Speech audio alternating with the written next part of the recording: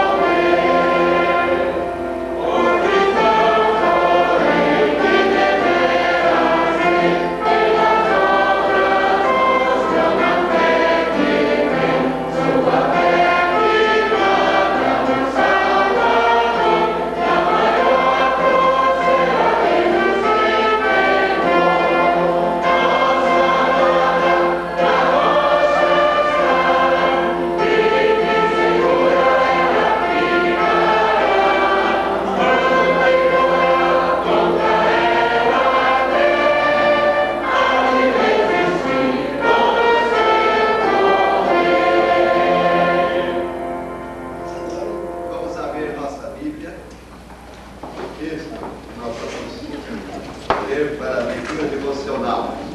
Nós vamos abrir nossa Bíblia Salmo, no capítulo 46.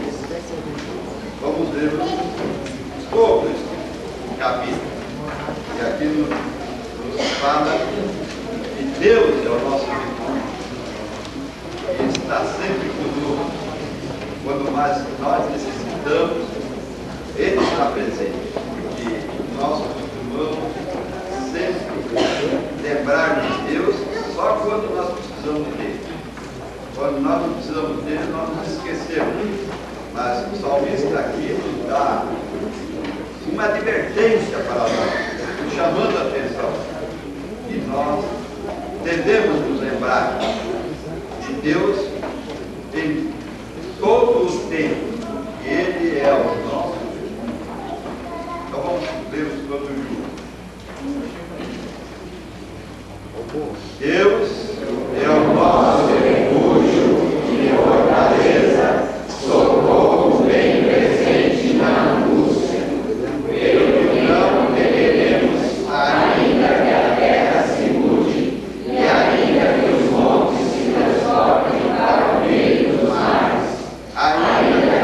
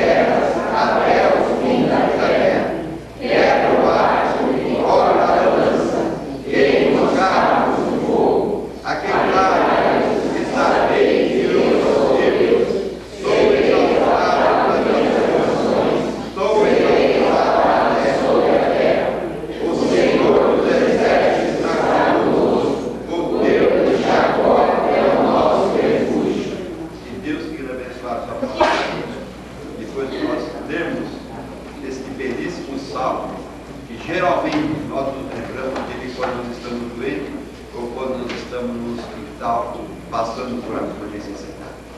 Nós vamos pedir que a nossa irmã Léia nos eleve a Deus uma palavra de oração.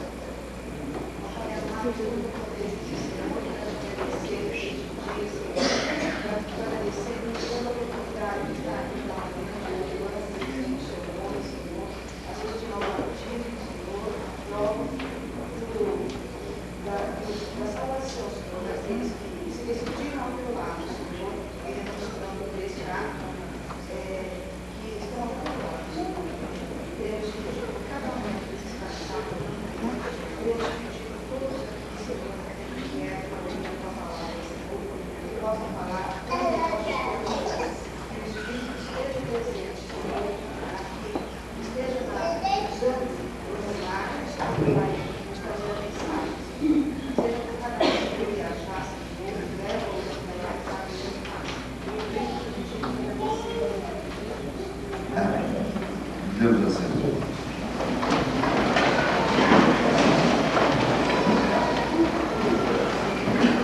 Como vocês estão vendo, mais uma vez, nós estamos aqui dirigindo os trabalhos da nossa igreja. Nosso pastor hoje está dando assistência no aniversário da igreja da Jardim Santa Terezinha. Ele está lá pregando nesse momento. E os irmãos que são os diretos do pastor estão viajando. Então, pediram para eu novamente estar dirigindo o culto. E eu, com muito prazer, aceitei, porque é uma coisa que eu gosto, né? Estar falando aos nossos irmãos. Né? Então, eu me sinto bem falando da igreja e dirigindo os trabalhos da igreja.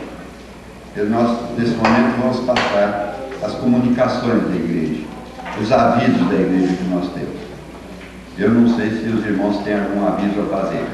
Nós vamos chamar o nosso irmão Fraia, que pediu para que nós dessemos a palavra a ele, para ele falar, nesse momento, sobre a eleição da diretoria que nós vamos ter agora no mês de novembro.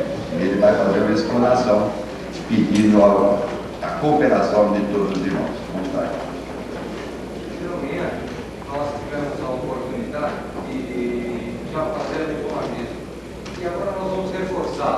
Nós estamos agora no mês das comunicações, no mês das eleições, e a comissão já foi escolhida pela própria igreja na Assembleia, e nós teremos até dia 21 que estarmos prontos com a diretoria para o próximo exercício.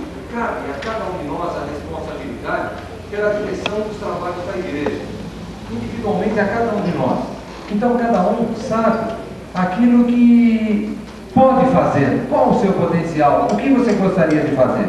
Então nós vamos para o próximo domingo, juntamente com o boletim da igreja. Quando o boletim for lá na frente retirado por cada um dos irmãos, os irmãos terão a oportunidade de ter dentro uma cédula. E essa cédula terá duas faces. Uma face de autoindicação. O que eu gostaria de trabalhar? Qual o departamento daqueles que está em processo de eleição eu gostaria de trabalhar? Com exceção da diretoria executiva da igreja, os demais departamentos todos serão confirmados ou serão modificados, serão eleitos os dirigentes para o ano que vem.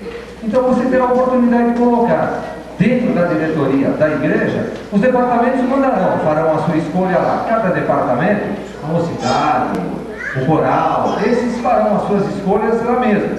Só nos mandarão a relação daqueles que forem eleitos. E nós levaremos para a igreja para a confirmação. Mas nós temos escola dominical e outros departamentos que nós temos, que os irmãos terão a oportunidade de se manifestar aonde gostaria de trabalhar no próximo ano. Isso na alta indicação. Olha, eu gostaria de ser tal. Então coloque o seu nome ali dentro daquele vago que tem ali. E nós vamos fazer a cédula para o dia 21. E no outro lado dessa cédula, domingo que vem, você terá uma indicação Você poderá indicar alguém. Puxa vida, eu acho que o irmão Ramos ele trabalha bem nesse departamento, eu acho que ele daria certo. Faça a indicação daquele que você acha que poderia exercer aquele local. Após essa colheita da cédula, a comissão que foi eleita irá fazer uma montagem de uma cédula, e essa cédula é que no dia 21 será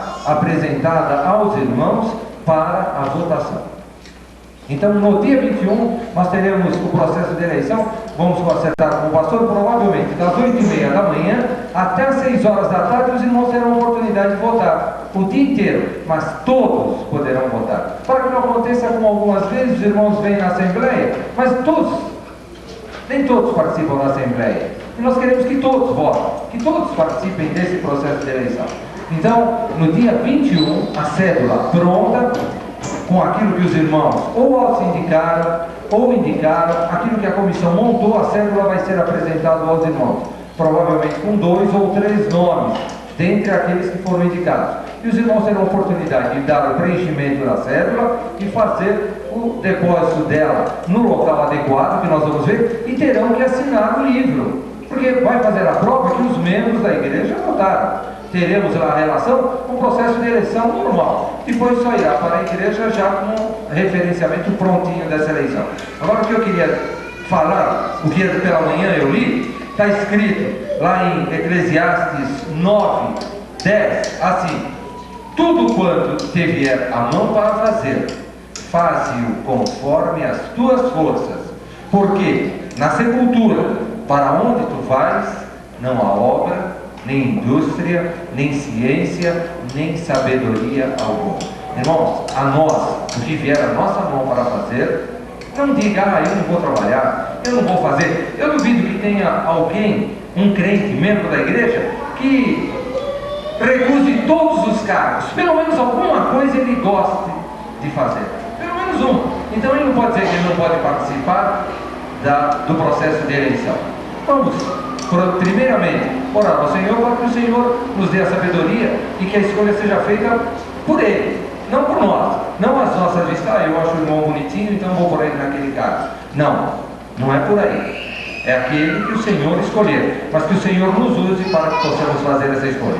Então, a partir de domingo, pegue a cédula que está no boletim e preencha e já devolva de imediato, porque nós já vamos deixar a partir de domingo, lá no mesmo local onde você pega o boletim lá na frente, já vai ter ali uma caixa própria para nós colocarmos a cédula. Então, desde manhã já vai estar lá essa cédula. Você terá o dia inteiro para fazer a devolução. Se você não conseguir devolver no domingo, dia 7, dia 14, sem falta, você terá a oportunidade de devolver essa cédula.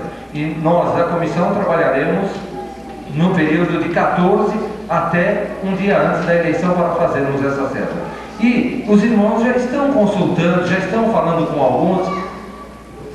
Abra o teu coração para essa finalidade, tá? Obrigado. Obrigado. Eu gostaria de prosseguir nesse aviso aí, em termos de departamento, a União Masculina convoca todos os homens da igreja, principalmente aqueles que passam da União, para o próximo domingo, dia 7, domingo às 17h30, para eleger a diretoria da União Masculina para o ano que vem. Bem assim, como diaconal, meu presidente do diácono, meu presidente da União, está apresentando o pastor para fazer serviço. Os diáconos também, no mesmo horário, nós vamos reunir todos para fazer esse mesmo horário, nós vamos fazer a eleição de um departamento e em seguida o outro, né?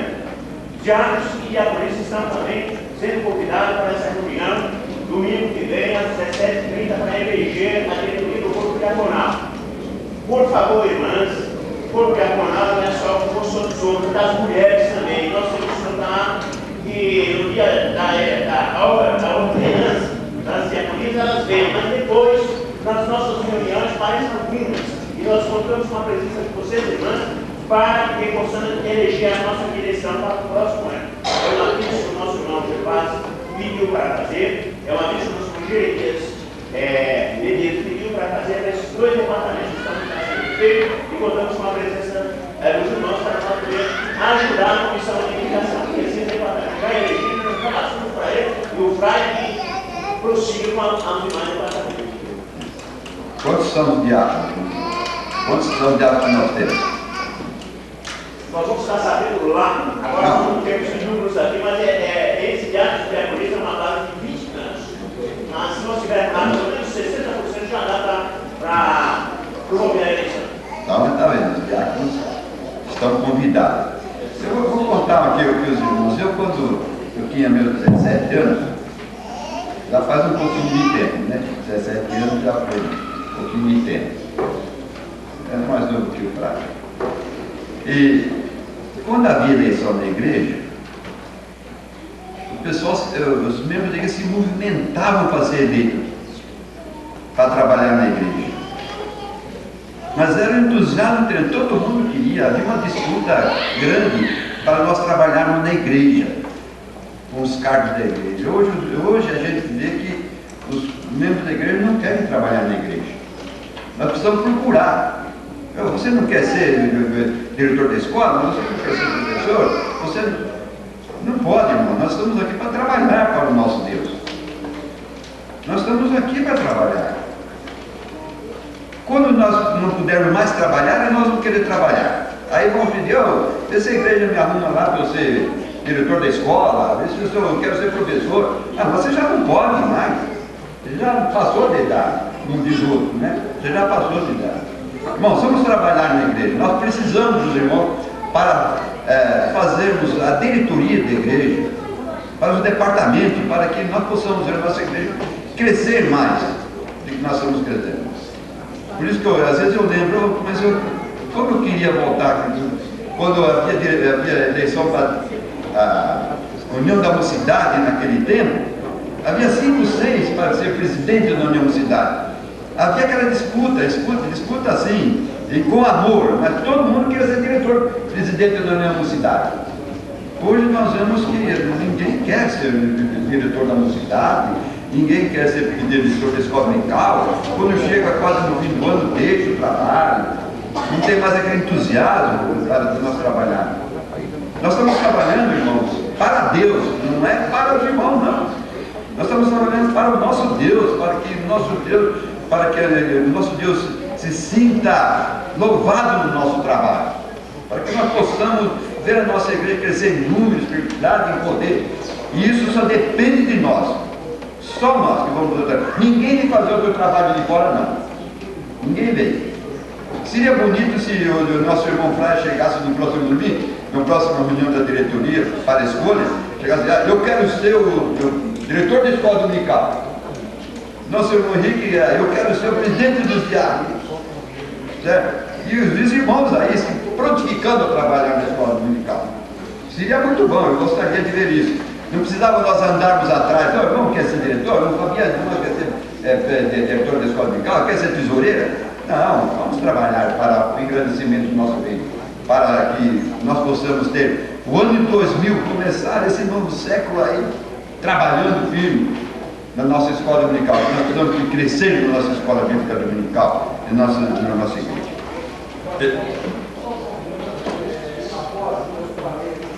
Após a comissão da eleição, uma reunião breve só para nós delinearmos os pontos, após o culto. O irmão Henrique, irmão Antônio Hernandes, irmão Bonifácio, Fraga e quem está falando com os irmãos agora.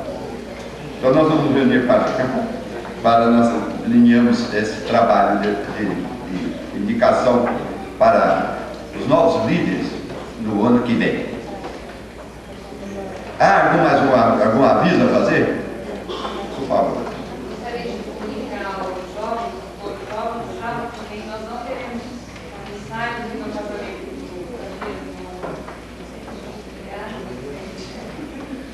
e no casamento, então é difícil, né? Só se tiver uma gente virtual. Então, sabe que nós temos ensaio. Se alguém estiver aqui, se ele tiver vontade, eu aviso. Temos mais algum aviso? A igreja? Temos um aviso do nosso irmão Donizete, casamento da sua filha, né, irmão Donizete? Quando vai ser? Vai ser no sábado de manhã, às 11h45 da manhã, na chácara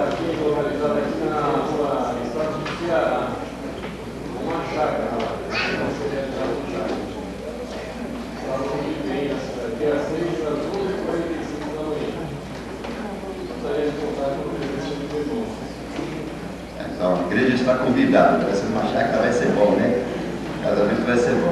Então, todos são convidados para ir lá, quer dizer, eu também estou, né? Convidado. Então, vai ser muito bom esse casamento, né, irmão? Vai ter bastante laranja. Porque uma chácara deve ter um pomar lá no final. Se não tiver outra coisa, pelo menos laranja, vocês vão chupar bastante suco de laranja. Vamos, Zé? Não temos mais um aviso nesse momento. Nós queríamos apresentar os nossos visitantes nesse momento. Não sei se a recepção trabalhou hoje. Não trabalhou? Então nós vamos conhecer os nossos visitantes. Trabalhou a recepção? Não. Então nós vamos conhecer os nossos visitantes. Eu queria que os irmãos visitantes que estão conosco se apresentassem agora, ou então o irmão que trouxe o visitante apresentasse o seu visitante. Vamos começar por esta área. Quem é o visitante que está pela primeira vez conosco? Nesta área. Okay. Nesta área. Okay. Nesta área. Vamos falar o nome bem alto para que o igreja certo. Eu sou da Igreja Batista da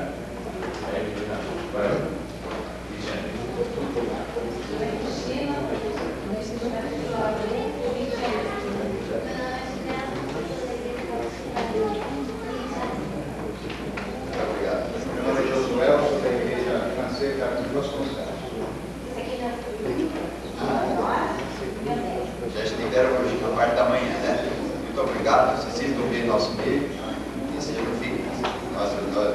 Os irmãos que são da Igreja Batista, lá do Rio de Janeiro, estão visitando São Clareta do pastor Paulo, não são? É? Então, pastor Paulo, pode falar, mas ó, esse é o vivo. Esse é? O vivo. É o neto? Ah, o vivo.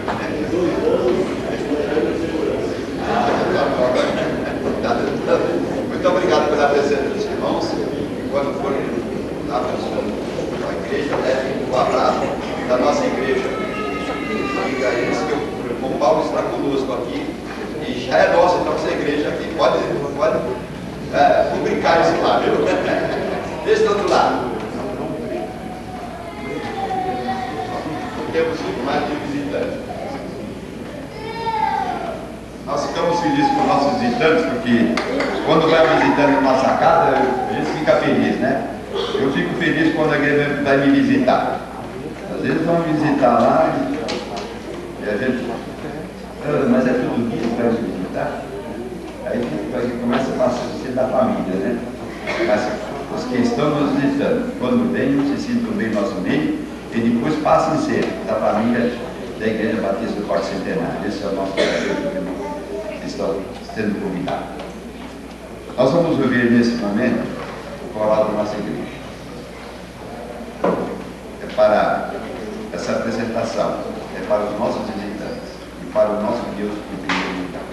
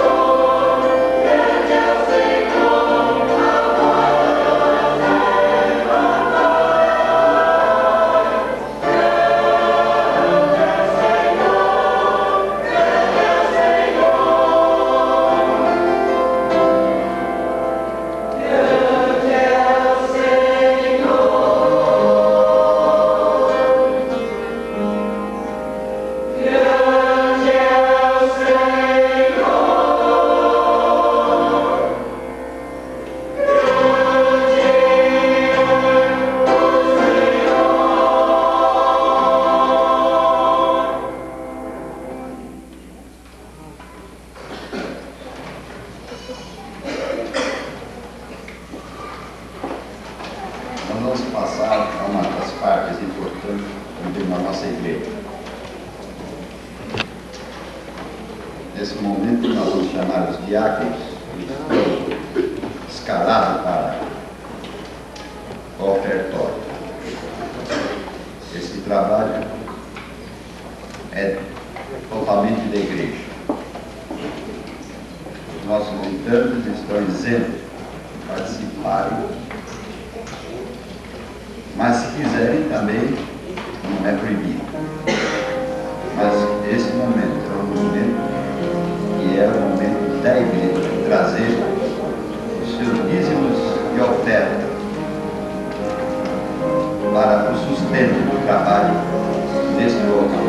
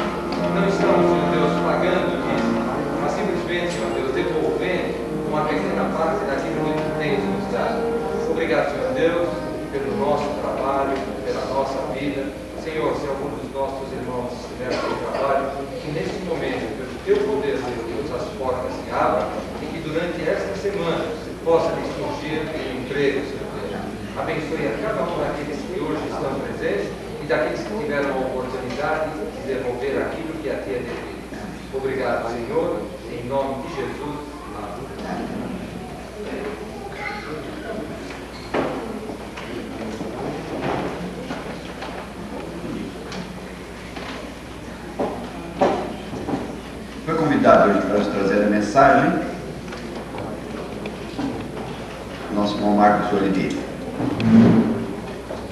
Nosso irmão Marcos Oliveira é um moço, eu considero um moço, não passou dos 30, né, jovem. E esse moço está se preparando praticamente para o ministério. Nós já conversamos com ele e ele disse isso, que ele tem vontade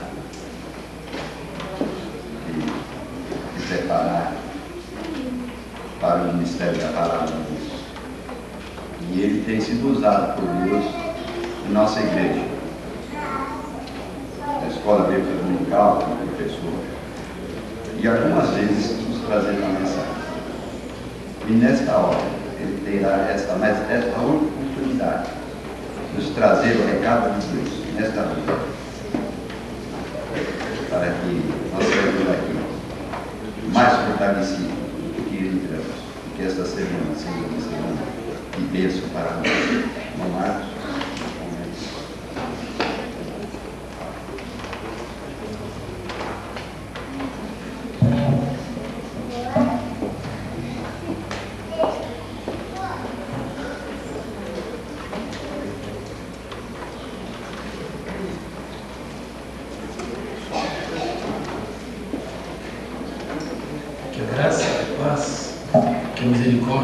Deus esteja com todos os irmãos, amém? Irmãos, para mim é uma grande honra, um grande prazer e uma grande responsabilidade ter que falar sobre a palavra de Deus para os irmãos. Eu espero ansiosamente que essa noite o Senhor possa consolar corações e o Senhor possa abençoar almas, como Ele fez comigo quando eu meditei sobre o que eu vou conversar com os irmãos. Em nossas vidas, e por sinal, nossas vidas hoje em dia não têm sido fáceis, existem coisas que nos deixam preocupados e que nos deixam angustiados.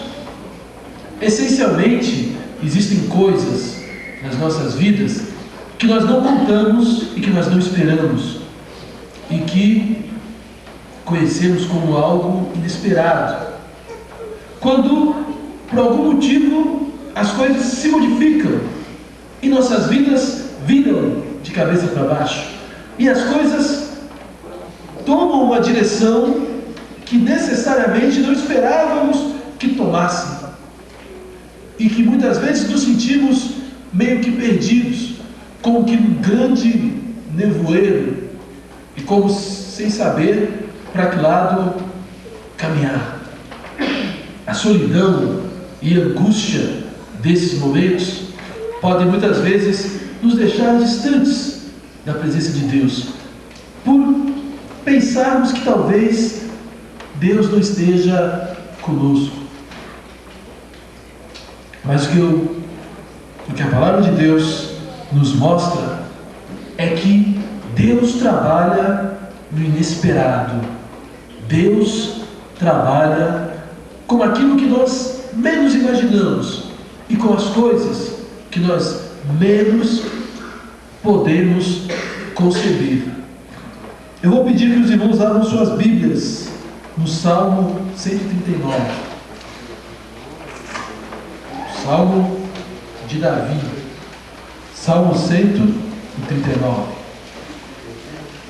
Os salmos foram escritos com o objetivo de glorificar e de exaltar a Deus no santuário. Os salmos eram usados como cânticos de louvores a Deus. E particularmente os salmos têm características muito próprias. E o que nos aproxima dos salmos são que eles foram escritos por homens e que transpareceram nos seus escritos pensamentos e sentimentos profundamente humanos. A Bíblia não nos isenta desses homens e ao mesmo tempo que nos mostra grandes servos de Deus, grandes instrumentos da palavra de Deus, como foi Davi, ela não nos isenta de observarmos desses homens feituras de homens, de seres como eu e como você. Por isso que nos Salmos, muitas vezes, o que está escrito neles nos é muito comum, e as angústias que o salmista tem, muitas vezes, se aproxima daquilo que sentimos. E o Salmo 139 é escrito por Davi, e Davi busca nesse salmo falar um pouco sobre dois atributos essenciais de Deus: a sua onipresença e a sua onisciência. Onipresença, porque Deus está em todos os lugares. Onisciência, porque Deus sabe tudo que acontece comigo. Antes que eu pense, Deus já sabe o que eu vou dizer. Antes que eu diga, Deus já tem sobre ele o que virá. E a minha vida, como diz o Salmo, já está escrita no livro de Deus. Leamos do versículo 1 até o versículo 17. Senhor, Tu me sondastes e me conheces. Tu conheces o meu sentar e o meu levantar. De longe entendes o meu pensamento. Esquadrinhas o meu andar e o meu deitar. E conheces todos os meus caminhos. Sem que haja uma palavra na minha língua, eis que, ó Senhor, Tu conheces. Tu me cercaste em volta e puseste sobre mim a Tua mão. Tal conhecimento é maravilhoso demais para mim. Elevado é, não posso atingir. Para onde irei do Teu Espírito? Ou para onde fugirei da Tua presença? Se subir ao céu, Tu aí estás. Se fizer o céu a minha cama, eis que Tu ali estás também. Se tomar as asas da alva, se habitar nas extremidades do mar, ainda ali a tua mão me guiará e a tua destra me susterá.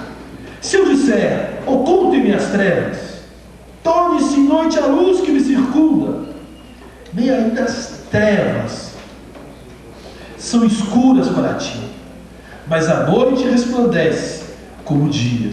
As trevas e a luz são para ti a mesma coisa, pois tu formaste os meus rins, entreteceste-me no ventre de minha mãe.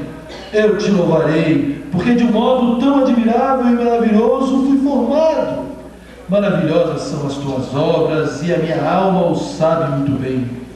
Os meus ossos não te foram encobertos, quando no oculto fui formado e esmeradamente tecido nas profundezas da terra.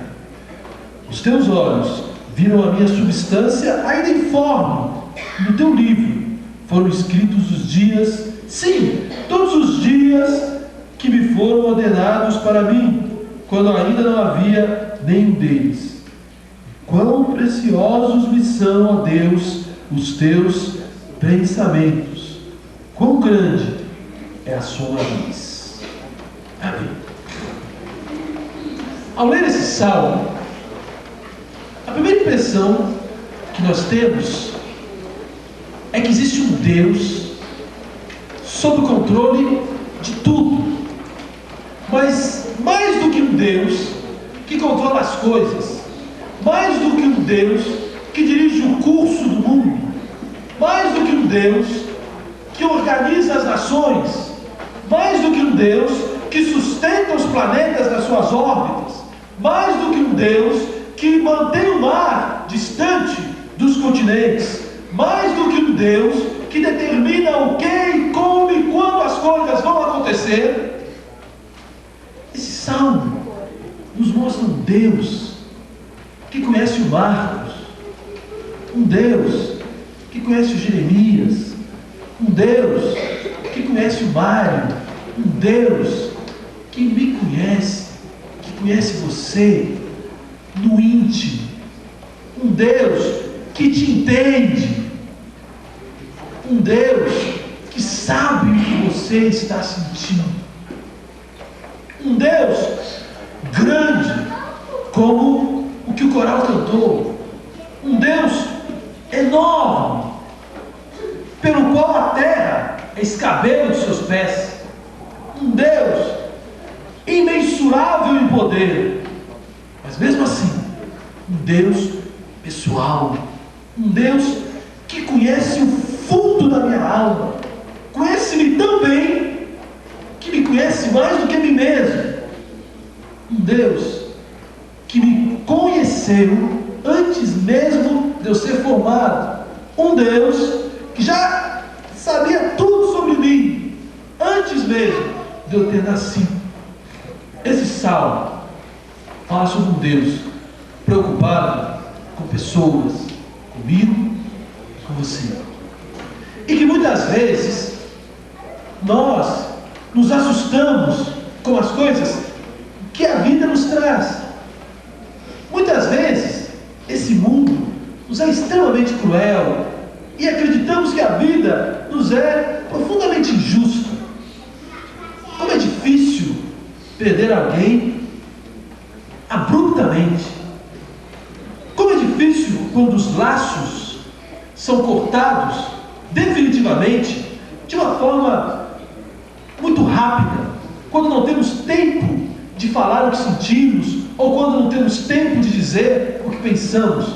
Numa reportagem recente na revista Veja sobre a morte, o que as pessoas mais temiam da morte não era a morte em si, mas eram os momentos que antecederiam a morte, porque as pessoas ficavam imaginando o que elas fariam se a morte viesse de repente, e se a morte as levasse e elas não pudessem consertar as coisas que ficaram, e os seus que perderam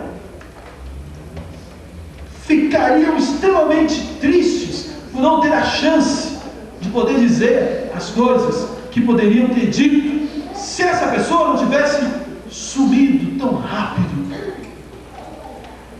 E isso nos abala profundamente, muitas vezes perdemos pessoas que amamos ainda na vida, porque deixamos que casamentos se acabem, porque deixamos que amigos se percam no caminho, porque deixamos que irmãos não nos olhem mais e não conversem mais conosco. Muitas vezes perdemos pessoas quando temos todas as chances de tê-las e elas se vão. Muitas vezes perdemos o emprego, e isso para nós é extremamente importante. Isso nos desnorteia.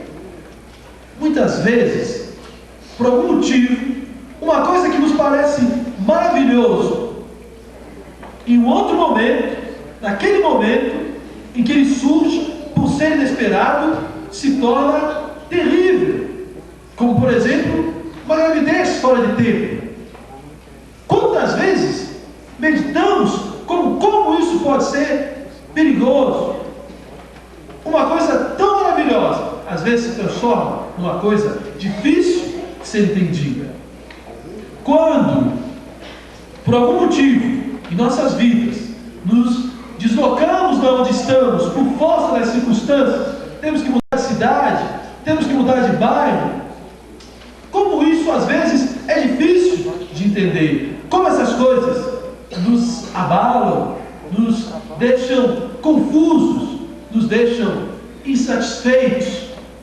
Quando as circunstâncias vão se desenrolando e vão nos levando para outras circunstâncias que nós não conseguimos controlar, então quando nos damos conta, estamos perdidos, sem saber o que fazer, sem saber o que dizer, sem saber o que pensar, sem saber como nos comportar. Porque foi muito rápido, porque foi de uma hora para outra. E o que vamos fazer? E como vamos reagir? Existem 3 momentos na Bíblia em que 3 situações deixaram 3 homens extremamente desnorteados.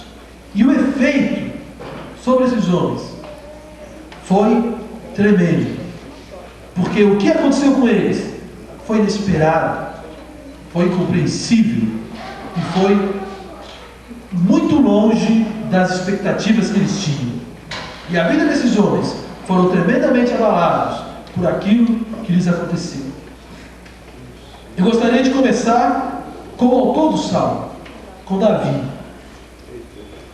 Se formos para 2 Samuel, no capítulo 11 e no capítulo 12, nós teremos um relato de um acontecimento terrível na vida de Davi.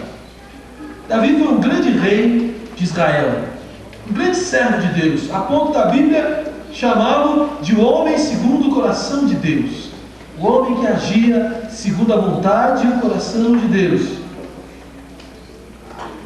E ele fez coisas grandiosas para Deus, conquistou exércitos grandiosos para Deus, a ponto de um povo hebreu, que os israelitas ainda esperarem alguém que governe Israel com a mesma autoridade, com o mesmo poder que Davi governou, e que Israel tenha a mesma grandiosidade que Davi o concedeu.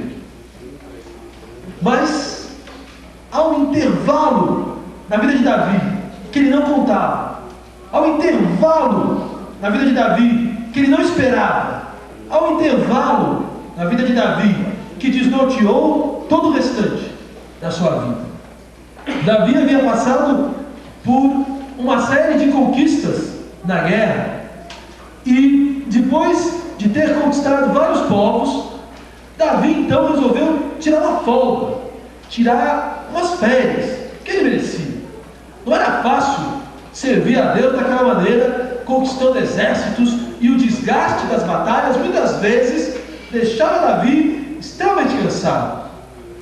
Então Davi passa um ano no seu palácio para poder aproveitar um pouco o que Deus havia lhe dado. E Davi então passa a palácio e a passear pelo palácio e olhar o reino que, junto com os seus cidadãos, ele estava construindo, e junto com Deus. E num desses dias, numa dessas tardes, em que Davi passeava pelo palácio, o inusitado, o inesperado aconteceu. Davi, ao se debruçar sobre a varanda da casa real, sobre o terraço da casa real, ele viu uma mulher que estava se lavando.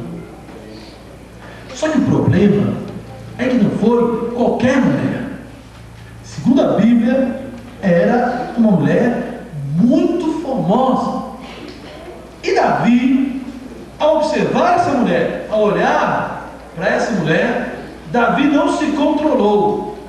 Davi provavelmente parou e ficou olhando a mulher se banhar por um longo tempo, até que ela terminasse o seu banho. Tal ponto que Davi ficou a pensar: mas quem será essa mulher que eu nunca vi? Quem será essa mulher que eu não conheço? Rapaz, que mulher, preciso trazê-la para o meu palácio. E Davi então se deixa levar pelo inesperado, se deixa levar pelas circunstâncias. Ele começa então a planejar um jeito de trazer a mulher para ele. Ele vai lá e chama a mulher, que eu quero ficar com ela. Mas Davi é mulher casada, e é casada com o general do teu exército. Mas quem é o rei é que sou eu, chama a mulher, que eu preciso ficar com ela. E ele chama essa que seria Betseba, que é a mulher de Urias, e vai para Davi, e Davi se deita com ela. Tudo bem, Davi saciou o seu desejo carnal, e a coisa ia morrer por aí mesmo. Se não fosse o inesperado, se não fosse o inusitado. Passado algum tempo, quando Davi já havia esquecido toda aquela formosura, lhe veio um recado. Mensageiros mandam o recado de Betseba para Davi. Eles dizem: Davi, Betseba está grávida. Isso não estava nos planos. Isso não fazia parte do envolvimento. E agora? Essa mulher não pode estar grávida, ela tem marido. Vão me apedrejar se descobrirem que essa mulher está grávida de mim. E Davi então, novamente, busca uma solução. Quem é o marido dessa mulher? É Urias. Ele está na guerra, deve estar cansado que nem eu. Vou chamar esse homem aqui. E chama Urias no palácio e arquiteta um plano perfeito para resolver a questão. Embebeda Urias, Davi para esse camarada, vou dar a minha companhia, uma festa. E esse rapaz, depois dessa bebedeira e dessa festa toda, ele vai para casa e ele vai empolgado com tudo aquilo, vai se deitar com a sua mulher e o filho vai ser dele. Acabou o assunto e morreu a história e não vai ter mais problema e ninguém precisa saber de nada. E Davi embebeda Urias. Só que novamente acontece o inesperado, que não estava nos planos de novo, porque Urias era um sujeito diferente e Davi não contava com isso. Urias dorme na porta da casa real e não vai para a casa dele. E Davi levanta de manhã feliz, resolvi o problema, agora eu posso dormir em paz. Quando Davi abre a porta da casa, dá de cara com Urias dormir. Deve ter tomado um susto. Meu Deus, o que esse cara está fazendo aqui? Você não foi para casa? Não posso ir para casa, Davi. Como é que eu vou para casa? Meus companheiros estão lá, estão lutando, estão defendendo Israel. Como é que eu vou para casa? Não posso. Rapaz, o homem é sério. E novamente o inesperado. O que eu faço? E Davi então, peraí que eu resolvo esse problema. Faz uma cartinha. Depois de ter embebedado de novo Urias e não ter conseguido de novo, manda para Joabe, que é o capitão, e diz: olha, bota Urias na frente, porque na frente de batalha alguém vai ter que morrer, e tomara que Urias não escape. E ele pega Urias e coloca Urias na frente e Urias é morto na batalha. E Davi não se dá conta que ele já cometeu adultério. Davi não se dá conta que ele está mentindo. Davi não se dá conta que ele está desrespeitando a Deus, o templo. Nesse tempo ele deve continuar adorando, porque deve ter se passado um longo tempo. Nesse tempo ele manteve contato com a mulher de novo. Nesse tempo ele viu Urias. Nesse tempo ele teve tempo para planejar, para escrever. Só não teve tempo para Deus. E Urias morre. E Davi espera um luto, porque não tem mais jeito. E agora se envereda de vez da situação e chama Betseba para morar com ele. O inesperado. O pecado, muitas vezes, é inesperado. Muitas vezes, nós entramos numa situação em que nós não conseguimos controlar. A maioria dos adultérios, segundo uma estatística, acontece com pessoas que nós jamais pensaríamos que pudesse acontecer. Ou seja, quando as pessoas cometem adultério, elas imaginam que jamais cometeriam adultério com o tipo de pessoa que cometeram. O inesperado. E um pecado leva a outro pecado, a outro pecado, a outro pecado e a outro pecado. E quando se dá conta, está num nevoeiro, sem saída, sem alternativa. E se tenta resolver a questão sozinho. E se esquece que Deus nos conhece.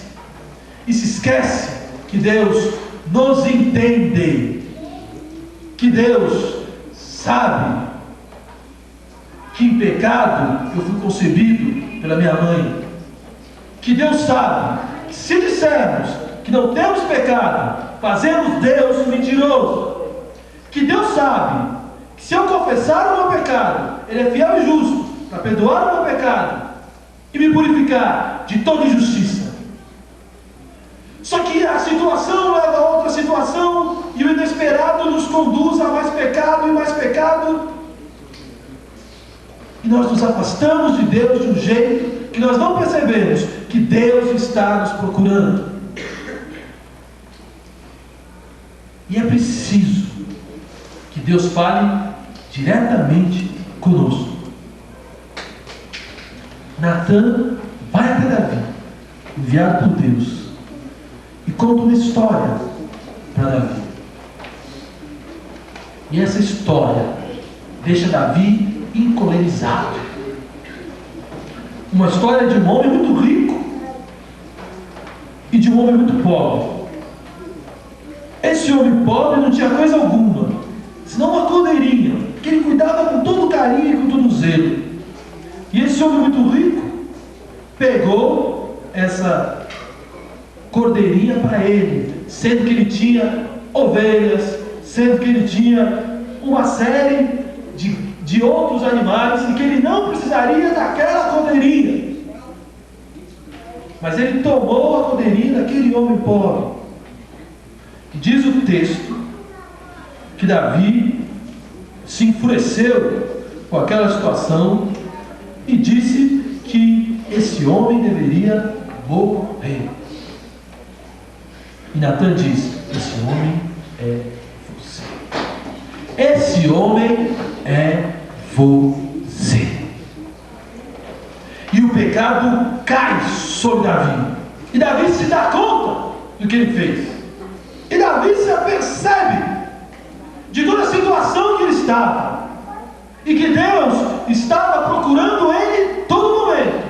E que ele não havia se apercebido. E que ele não havia se dado conta de que Deus o conhecia profundamente. E que Deus o amava e não o abandonaria de jeito nenhum.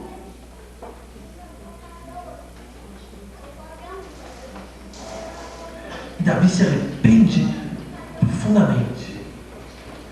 E o resultado de Davi, do seu arrependimento, é um salmo maravilhoso sobre o pecado.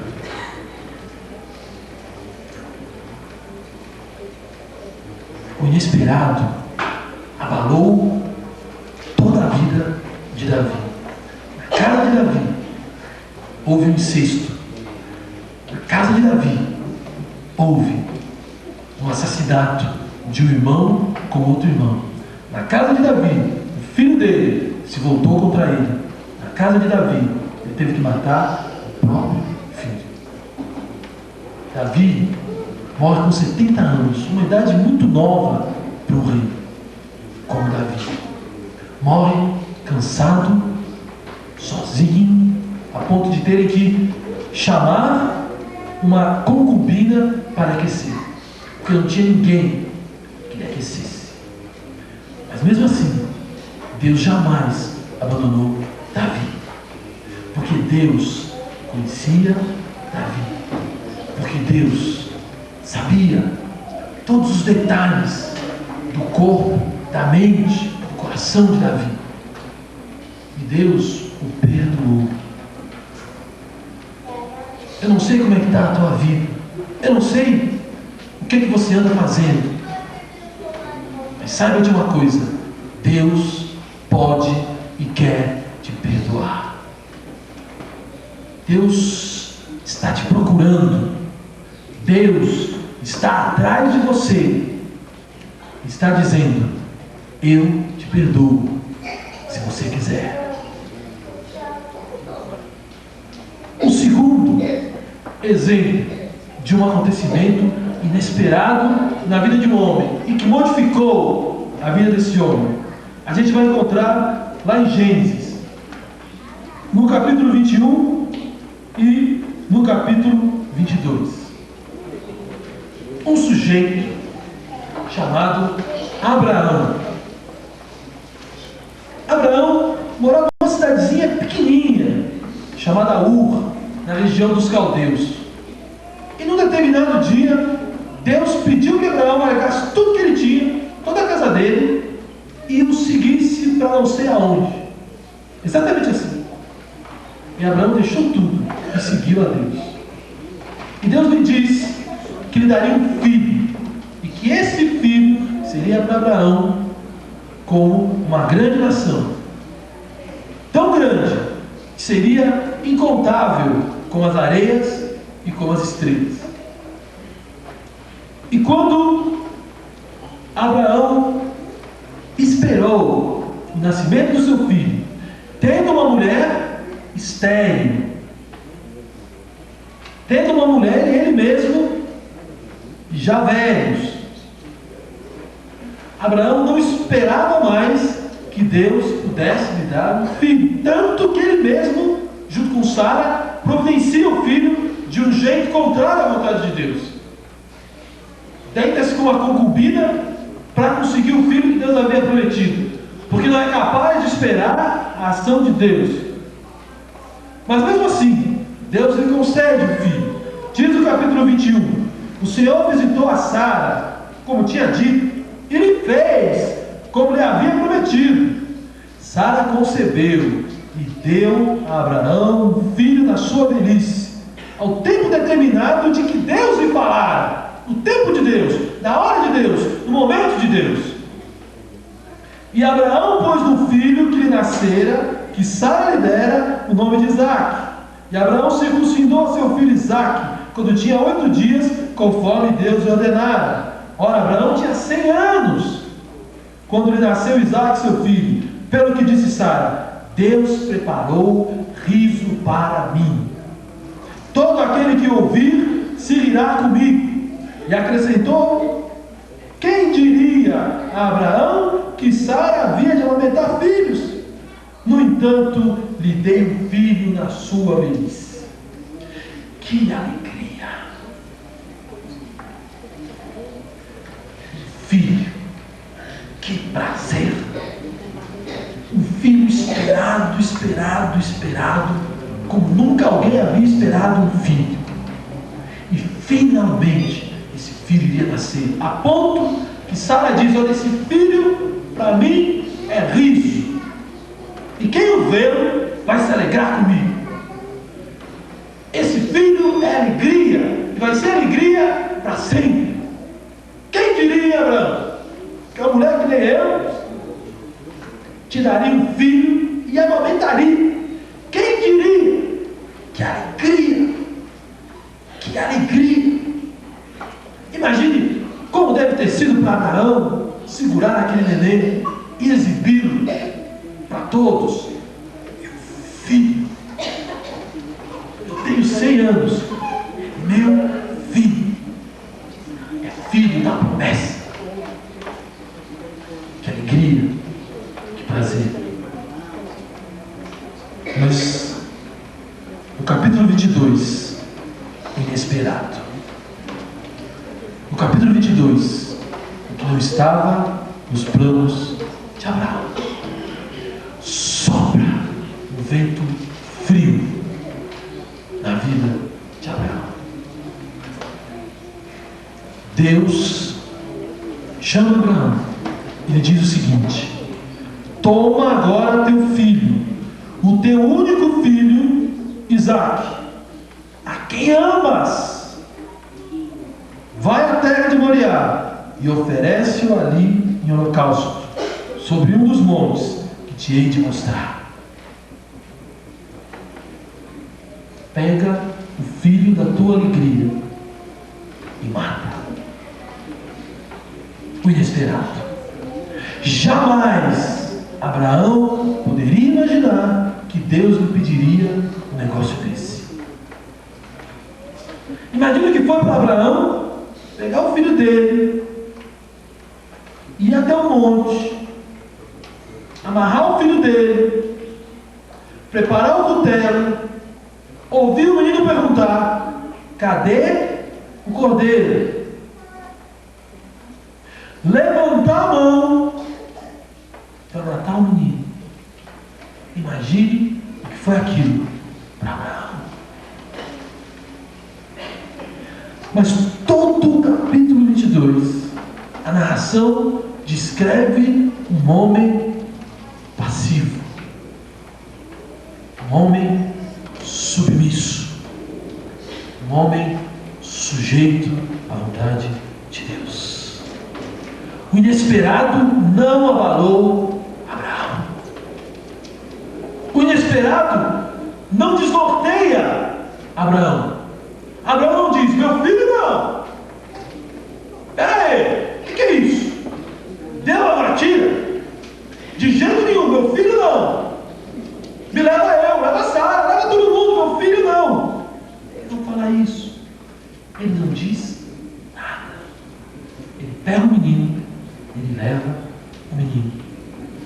Diz o livro de Hebreus que Abraão fez isso porque ele sabia quem era Deus. Porque ele sabia que Deus o conhecia. Porque ele sabia que Deus o entendia. Porque ele sabia que Deus o havia esquadrinhado no ventre da mãe dele. Porque ele sabia que Deus o amava de uma forma especial, tanto que ele conhecia pelo nome. Diz aí no início do capítulo 22 que Deus chama Abraão. Diz: Abraão. Responde Abraão: eis-me aqui. Deus conhecia Abraão pelo nome. Deus sabia o que aquele filho significava para Abraão. E Abraão sabia disso. Você sabe o que você significa para Deus? Você sabe que Deus foi capaz de dar, Ele sim, o filho dele, por mim e por você? Você sabe que Deus moveu os céus para nos salvar? Você sabe que Deus te conhece, que Deus te entende, que Deus te ama, como ninguém nesse mundo te ama? Você sabe que Deus te conhece pelo nome, pelo apelido, que Deus sabe o que você faz quando você está sozinho no trabalho, que Deus sabe o que você faz quando você se deita, que Deus sabe o que você faz quando você se levanta, que Deus te circunda com proteção, que Deus te ampara com amor. Você sabe disso. Porque se você sabe disso, o efeito, o resultado, não é o efeito e o resultado que o inesperado teve na vida de Davi, mas o efeito e o resultado é a certeza, é a convicção de que Deus sabe o que está fazendo. Se eu perdi um emprego, Deus sabe o que está fazendo.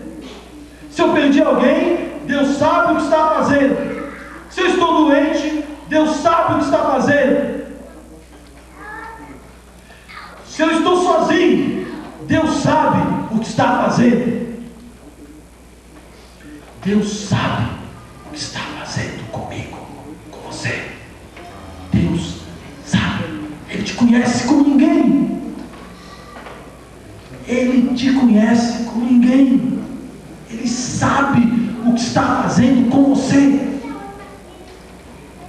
Te aquieta. Espera no Senhor. Espera no Senhor. Ele sabe o que está fazendo com você. Abraão sabia. Abraão descansou. Abraão obedeceu. Abraão foi até o fim. Levou o cutelo à mão. E só não defendeu o golpe, porque o anjo não deixou. E você? Tem ido até o fim? Deus tem te pedido coisas e você tem ouvido? Alguma vez já te deu a sensação que você devia visitar alguém e você obedeceu? Alguma vez já te deu a sensação que você devia orar por alguém e você orou?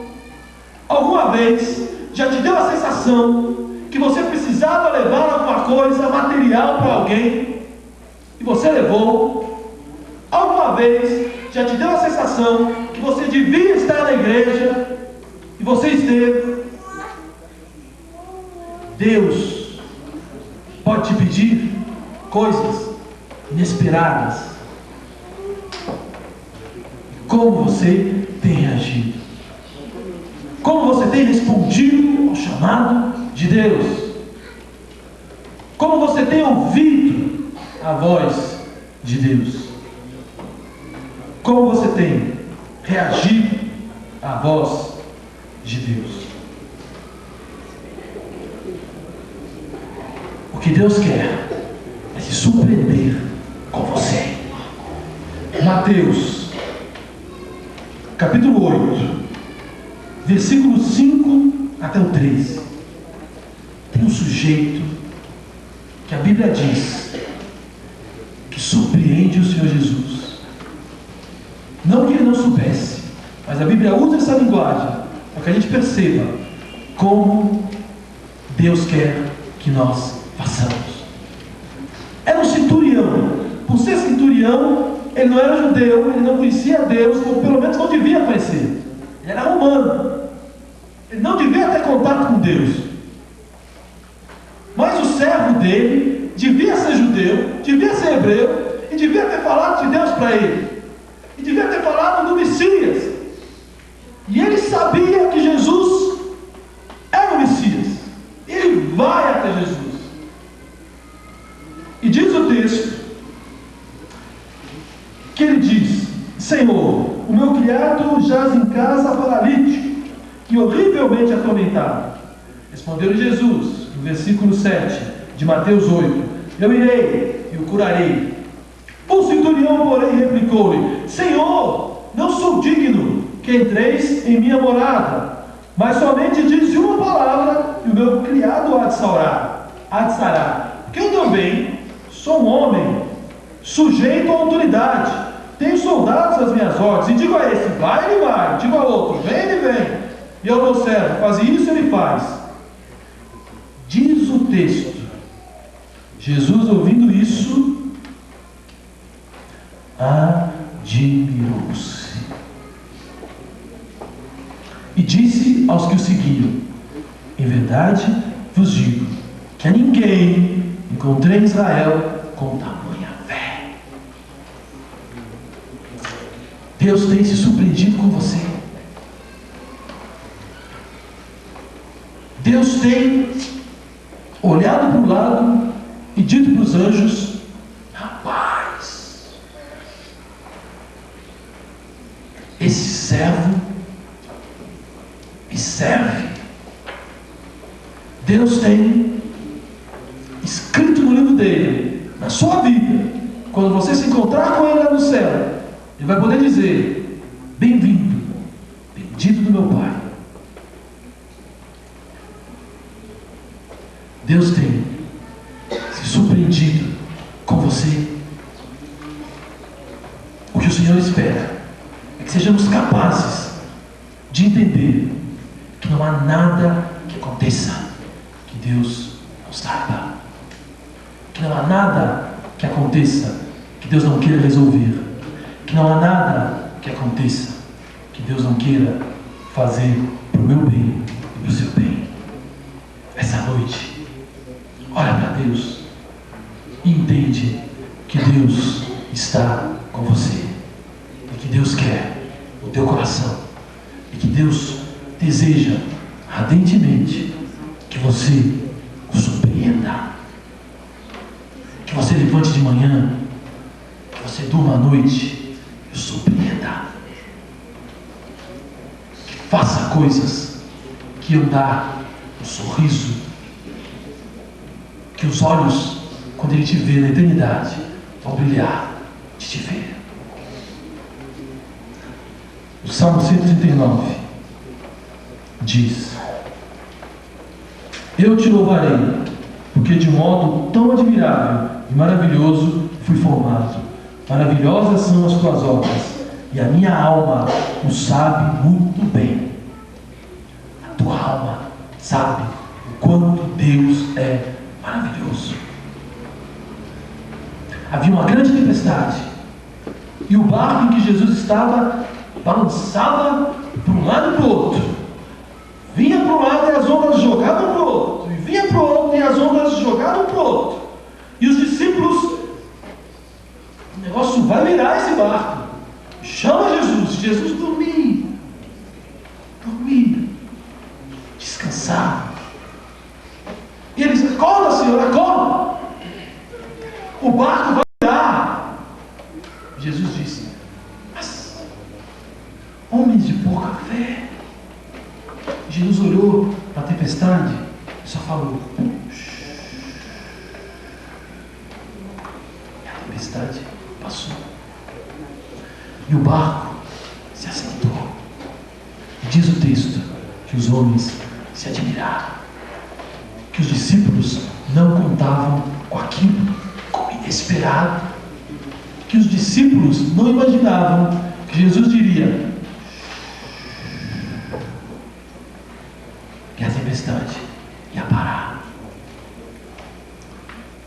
Hoje à noite, se aquieta, porque Jesus está dizendo,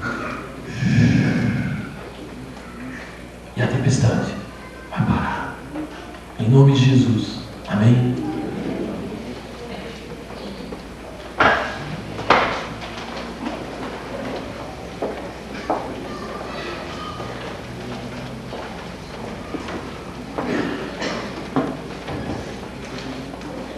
Temos que agradecer a Deus por essa grande mensagem desta noite. Conforto para a nossa vida espiritual, nossa vida familiar.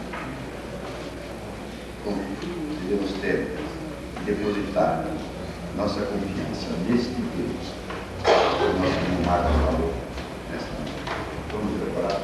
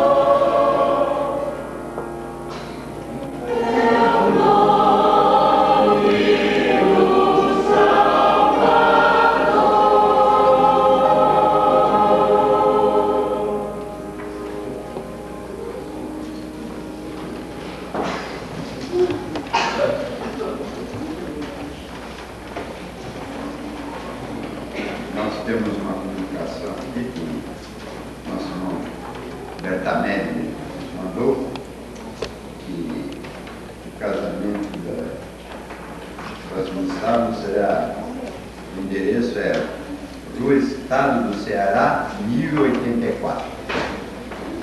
Toda a igreja está convidada. Nós estamos chegando ao término do nosso trabalho, nossa igreja. Nós queremos agradecer a todos que estão conosco esta noite. Que Deus nos dê uma semana de muita alegria, muita paz, e que estejamos sob a sua proteção. É que nós desejamos a todos que estão. Mas nós vamos cantar para terminar o hino 179. Vamos cantar bastante o hino 179. Hoje, uma oração silenciosa. Nós estaremos ouvindo.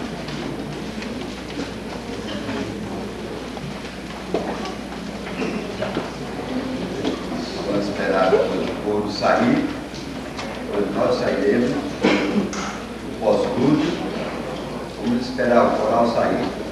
Enquanto nós estamos na oração silenciosa, o coral vai sair, nós sairemos, então depois todos nós sairemos. 179.